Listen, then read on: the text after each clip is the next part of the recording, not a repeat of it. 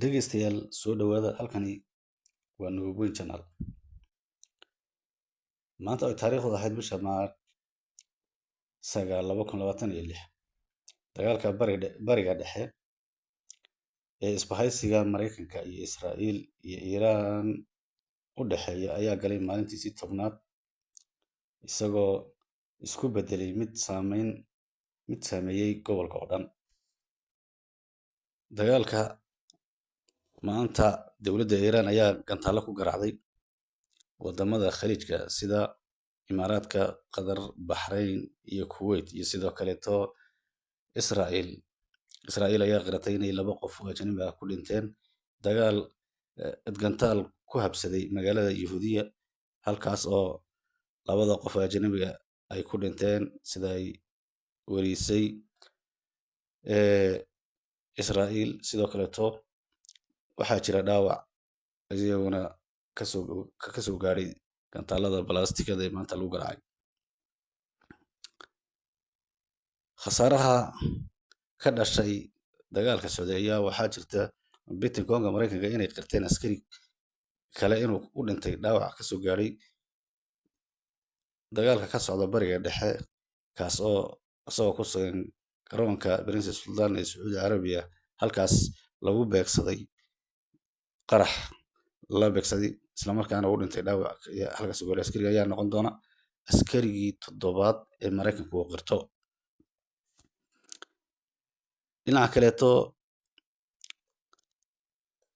dowladda Iiraan ayaa ku dhawaaqday hogaamiyaha sare ama murshidka ugu sarreeya dalka Iiraan ee bedeli doona Ayatollah Ali Khamenei, kaas oo loo magacaabay oo si rasmi ah loogu dhawaaqay inuu yahay wiilka uu dhalay Ayatollah Ali Khamenei ee Mujtaba Khamenei. Kadib dhawaaqistiisii ay ku dhawaaqday dowladda Iiraan inuu yahay qofka ugu sarreeya dalka, madaxweynaha dalka Mareykanka Donald Trump ayaa magacaabistiisa Mujtaba ku tilmaamay qalad weyn oo ay gashay Iiraan, isagoo sheegay in Mareykanka uu leeyahay qorshe uu ku argudan doono. Madaxweynaha waddanka Faransiiska Emmanuel Macron ayaa ku dhawaaqay inuu u dirayo 10 maraakiib dagaal ah marinka Hormuz iyo Badda Cas si ay u ilaaliyaan buu yidhi maraakiibta shidaalka sida. Dhanka dhaqaalaha haddaan fiirino, dagaalku wuxuu saameeyay dhaqaalaha caalamka, gaar ahaan shidaalka ayuu aad u saameeyay. Qiimaha shidaalka nooca Brent ayaa la sheegay inuu sare u kacay, isagoo gaaray qiyaastii 115 ilaa 120 foostadii sababo la xiriira xiritaanka marinka Hormuz. Sidoo kale suuqyada saamiga caalamka ayaa hoos u dhac weyn laga dareemayaa maanta, iyadoo maalgashadayaashu ay ka cabsi qabaan dagaal daba dheeraada inuu dhaco.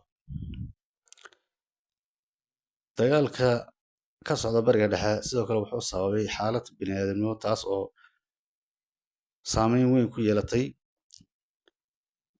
dalalka ka socda dagaalkan.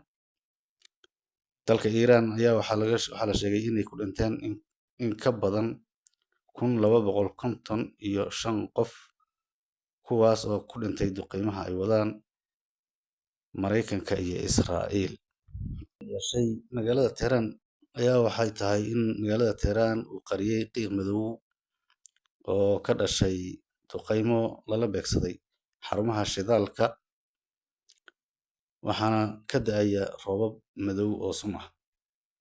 Intaa waxaan kusoo koobaynaa wixii xog aan haynay naga soo gaaray bariga dhexe.